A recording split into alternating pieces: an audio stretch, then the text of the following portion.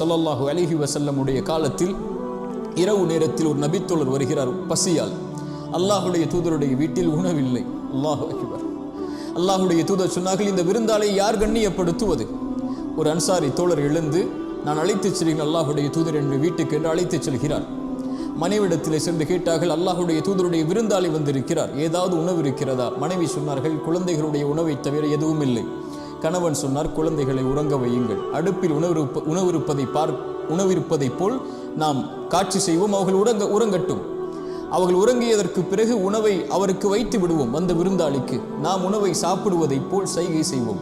நாம் சாப்பிடுகிறோம் என்று நினைத்து அவரும் வயிறு நிரம்ப சாப்பிட்டு சென்று விடுவார். அவரும் வயிறு நிரம்ப சாப்பிட்டு சென்றார். ரசூலுல்லாஹி ஸல்லல்லாஹு அலைஹி வஸல்லம் சொன்னார்கள், இருவரின் செயலை கண்டு அல்லாஹ் ஆச்சரியம் கொண்டான். இரவில் அல்லாஹ் சிரித்தான். அவர்கள் பசியில் இருந்தார்கள், ஆனால் வந்தவர் பசியார வெளியே சென்றார்.